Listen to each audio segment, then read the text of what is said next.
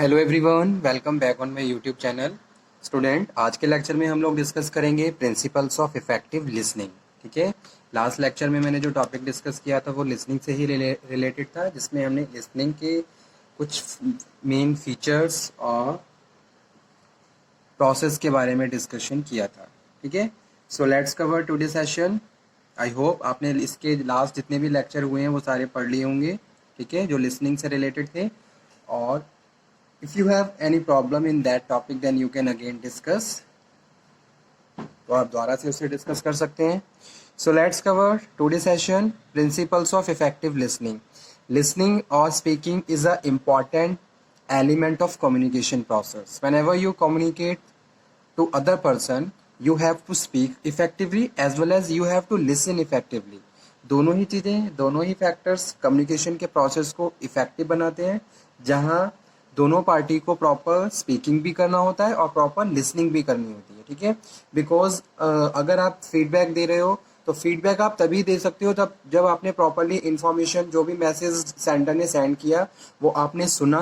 ठीक है। और सुनने के बाद उसको आपने एनालाइज किया, क्योंकि जब आप डिकोड करते हो तो डिकोडिंग के लिए listening is important. Because without listening you can't decode message accurately in the same intention of the sender, कि जिस इंटेंशन से मैसेज सेंडर ने सेंड किया है। ठीक है। तो इसलिए there is a effective and proper listening is required, so you can give a feedback to the sender in the communication cycle. Okay, so now today we are going to start certain principles which play very significant role in the communication or listening process. तो कुछ ऐसे principles हैं जो listening में required हैं। जब भी हम लिसनिंग की बात करें तो ये प्रिंसिपल्स हमेशा फॉलो करनी चाहिए। ये प्रिंसिपल कम्युनिकेशन से रिलेटेड है। ठीक है। लास्ट इससे प्रीवियस लेक्चर्स में भी हमने 7 C's ऑफ कम्युनिकेशन को डिस्कस किया था, उसमें भी हमने ये सारे प्रिंसिपल्स डिस्कस किए थे। ठीक है। तो वही चीज़ यहाँ पे आज लिसनिंग में भी हम डिस्कस कर रहे हैं। So let's cover following are main principles of effective listening. First one is clarity. ठीक है। तो फर्स्ट प्रिंसिपल है clarity. Clarity is required for effective communication because the message will not be impressive in the absence of clarity। ठीक है। Whenever you communicate, आप कुछ भी information communicate कर रहे हो, your information and your message must be clear। ठीक है। must be clarity in your communication। whenever you speak something, that message must be clearly pronounced in the front of the target audience। ठीक है। अगर message clarity के साथ deliver किया गया है तो there is a maximum chances to understand the message by the receiver. Because अगर मैसेज क्लैरिटी नहीं है तो कहीं ना कहीं जो रिसीवर है वो उसको प्रॉपरली डिकोड नहीं कर पाएगा या फिर उसको वो अंडरस्टैंड नहीं कर पाएगा। ठीक है। और वहां पे उसकी लिसनिंग भी क्या है, अफेक्टेड रहेगी। ओके। जैसे कि अगर कोई भी मैसेज हमें क्लैरिटी के साथ डिलीवर किया जा रहा है तो प्रॉपर हमारी वहां पे एक अटेंशन रहती है। ठीक है। हम अटेंटिव रहते हैं और प्रॉपर उस मैसेज को हम लिसन यानी कि सुनते हैं, समझते हैं। लेकिन प्रॉपर अगर क्लैरिटी नहीं है मैसेज में तो कहीं ना कहीं वहां पे क्या हो जाते हैं, गैप बनने स्टार्ट हो जाते हैं और कम्युनिकेशन गैप की वजह से मैसेज इफेक्टेड होना शुरू हो जाता है। ठीक है। सो फर्स्ट वन यही प्रिंसिपल फॉलो किया जाता है इफेक्टिव लिसनिंग प्रोसेस में भी, clarity. Okay. Clarity in thoughts, clarity in expressing using right of words. जो भी मैसेज आप डिलीवर कर रहे हो उसमें आपको राइट वर्ड यूज करने हैं। Word must be include according to the objective of communication. ठीक है। First of all you have to clear your objective while you are communicating. आप क्यों कम्युनिकेशन कर रहे हो, आपको अपने ऑब्जेक्टिव क्लियर होने चाहिए। एंड अब जो भी आपका पर्पस है उसके हिसाब से आपको प्रॉपर वर्ड भी यूज करने चाहिए ताकि जो रिसीवर है उसको ईजिली अंडरस्टैंड कर ले। ठीक है। जैसे कोई बिजनेस से रिलेटेड कोई टर्म है तो आपको बिजनेस से रिलेटेड ही प्रैक्टिसेस और बिजनेस से रिलेटेड ही वर्ड ही यूज करने चाहिए ताकि जो सेकंड पार्टी है इजीली आपके मैसेज और आपकी इंटेंशन को समझ ले। ठीक है। सेकंड वन है conciseness. Your message must B concise. whenever you say something to other person, message must be concise and you have to deliver a concise message to other person। ठीक है। Message should be delivered unchange. एक बार message आपने deliver कर दिया तो वो change नहीं कर सकते। So selection of word should be correct word use करने हैं, कंसाइज मैसेज आपको डिलीवर करना है और अप्रोप्रिएट तरीके से आपको मैसेज डिलीवर करना है। ठीक है। और जो अननेसेसरी वर्ड्स हैं, अननेसेसरी मैसेज है उसको आपको एलिमिनेट कर देना है। ठीक है।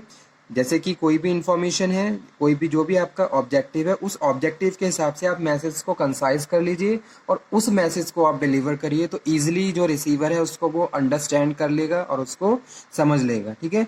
तो इसलिए सेकंड प्रिंसिपल यही है, कंसाइजनेस। कंसाइजनेस लिसनिंग को और ज़्यादा इफेक्टिव बनाता है। अगर आप कोई मैसेज डिलीवर, कोई किसी भी मैसेज को कम्युनिकेट कर रहे हो, ठीक है, जो मेन पर्पस है अगर आप वो कम्युनिकेट करोगे तो बेटर अंडरस्टैंडिंग रहेगी। अदरवाइज अगर आप उस पर्पस के साथ मैसेज को थोड़ा मोल्ड करके और थोड़ा लेंथी वे में कम्युनिकेट करोगे, ठीक है, तो इससे क्या है, कम्युनिकेशन की जो इफेक्टिवनेस है वो डिक्रीज हो जाएगी और जो रिसीवर है वो मे बी के उसको मैसेज समझ में आए और समझ में नहीं आए, ठीक है। तो वो चीज़ यहाँ पे हम बात कर रहे हैं, कंसाइजनेस। थर्ड वन है consideration. Consideration means using of words we and you.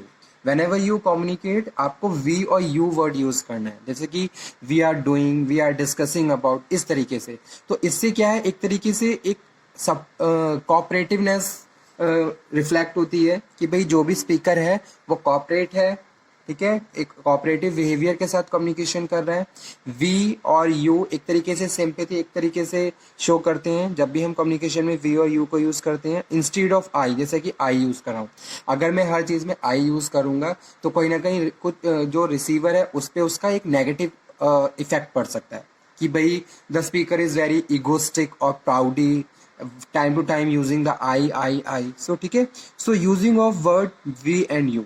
Consideration की यहाँ पे हम बात कर रहे हैं, आपको दूसरे जो भी मैसेज आप डिलीवर कर रहे हो आपको दूसरे की इंटेंशन के हिसाब से मैसेज डिलीवर करना है। Put your self in the seat of the other one, ठीक है। दूसरों के इंटेंशंस के हिसाब से मीन्स टू से कि भी आप ऐसा नहीं है कि आप अपनी एक्सपर्टनेस के हिसाब से मैसेज डिलीवर करेंगे, आपको अपने को दूसरे के प्लेस पे रखना है, तब जाके आपको उसको समझना है और मैसेज डिलीवर करना है कि भाई अगर मैं उस प्लेस पे होऊंगा तो मुझे क्या क्या प्रॉब्लम्स होंगी और मैं किस चीज़ में ज़्यादा कन्वीनियंट रहूँगा, तो उसी तरीके से आपको अपने रिसीवर्स को ट्रीट करना है। So there will be proper consideration apply in listening process also.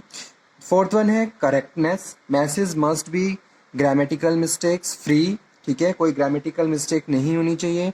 Language should use according to situation, language आपको प्रॉपर सिचुएशन के हिसाब से यूज़ करनी है। और मैक्सिमम जो चांसेस होते हैं वो क्या होते हैं कि भाई जो मैसेज हम लैंग्वेज यूज़ कर रहे हैं वो अकॉर्डिंग टू द ऑडियंस होनी चाहिए।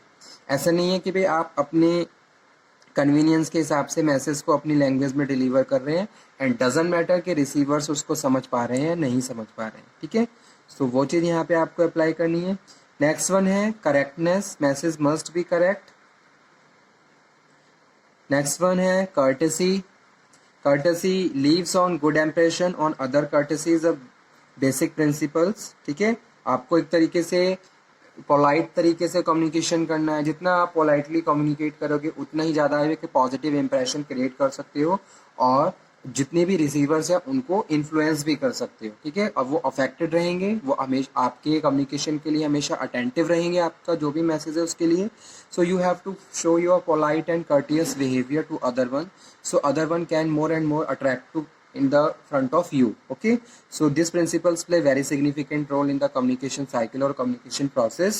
Next one है concreteness, factual, reliable और message deliver, ठीक है। whenever you saying something you have to show some, you have to quote certain examples also, ठीक है। तो जब एग्जाम्पल आप कोट करोगे, लॉजिक, आप कोई भी इंफॉर्मेशन जो डिलीवर कर रहे हो लॉजिकल होनी चाहिए, उसका एक लॉजिक व्यू होना चाहिए, ठीक है। जैसे कोई भी कॉन्सेप्ट आपने यूज डिलीवर करा, साथ के साथ आपने उसको एक बेटर एग्जाम्पल के थ्रू प्रूव भी करा, तो इस तरीके से मैसेज होना चाहिए, फैक्चुअल और रिलायबल मैसेज होना चाहिए। तो ये भी प्रॉपर कम्युनिकेशन का प्रिंसिपल है, ठीक है। तो ये सारे प्रिंसिपल्स हैं रिलेटेड है इफेक्टिव लिसनिंग से, जो लिसनिंग को अफेक्ट करते हैं। तो whenever you include in a communication process you have to make a proper speaking and listening also. So these principles play very significant role to make your communication more and more interesting and effective in business organizations. Clarity, conciseness, consideration, concreteness, courtesy और concreteness, ठीक है। some other points also related to the communication and make your communication more and more attractive. That is special fact should be use in the message. जब भी message को आप deliver कर रहे हो तो कुछ स्पेशल फैक्ट आपको यूज करनी है। कंक्लूजन मस्ट बी, ठीक है, whenever you saying anything you have to conclude in the last, ठीक है। प्रॉपर आपको क्या करना है, उसका जो स्टार्टिंग है वो भी प्रॉपर होना चाहिए, लास्ट में मैसेज को कंक्लूड भी करना है। That is also very important thing in the communication cycle, ठीक है। Conclusion must drawn in the communication process. Send when it is encoded, जो भी मैसेज आप डिलीवर कर रहे हो उसको एनकोड करिए पहले, ठीक है। अगर मैसेज एनकोड नहीं होगा तो कहीं ना कहीं आपको मैसेज प्रॉपरली रिसीवर नहीं समझ पाएगा, ठीक है। So first of all for the encoding you have to clear your communication objectives also, कि भाई आप कम्युनिकेशन क्यों डिलीवर, ये कम्युनिकेशन क्यों कर रहे हो, उसके पीछे क्या ऑब्जेक्टिव है, क्या मैसेज कब किसको किस एम्प्लॉय को, या अगर किसी ऑर्गेनाइजेशन के पॉइंट ऑफ व्यू से बात करें कब सेंड करना है। अगर आप उस किसी एक पर्टिकुलर एम्प्लॉय को ये मैसेज सेंड कर रहे हो तो उसके पीछे आपका क्या ऑब्जेक्टिव है, ये सारी चीज़ें आपको वेल क्लियर होनी चाहिए ताकि आप मैसेज को प्रॉपरली एनकोड कर सको इन द सेम इंटेंशंस जो भी आपके ऑब्जेक्टिव है कम्युनिकेशन का, ठीक है। और उसके बाद नेक्स्ट है fact make message more interested. तो जब भी आप फैक्चुअल इंफॉर्मेशन डिलीवर करते हो तो वहाँ पे मैक्सिमम चांसेस रहते हैं रिसीवर्स के अटेंशन के, ठीक है। वो मोर और मोर अटेंटिव रहेगा आपके मैसेज के लिए, प्रॉपर फोकस आप पे रहेगा उसका, ठीक है, और आपका कम्युनिकेशन और ज़्यादा इफेक्टिव बन जाएगा, ठीक है। तो ये सर्टेन प्रिंसिपल्स जो हमने फॉलो डिस्कस किए इफेक्टिव लिसनिंग में। नाउ लिसनिंग का टॉपिक हमारा कंप्लीट हुआ। आई होप आपने लास्ट सारे लेक्चर भी पढ़ लिए होंगे। If you have any problem then you can again discuss, दोबारा से डिस्कस कर लीजिए और नोट डाउन कर लीजिए। एग्जाम में लिसनिंग से एक ना एक क्वेश्चन ज़रूर मिलेगा आपको, ठीक है। तो okay student, thank you very much. इस सेशन को मैं यहीं पे फिनिश करता हूँ। नेक्स्ट लेक्चर में हम लोग फिर मिलेंगे, फिर डिस्कशन करेंगे एक नए टॉपिक पे। तब तक आप इसको पढ़ते रहिए, stay healthy motivated. Thank you very much.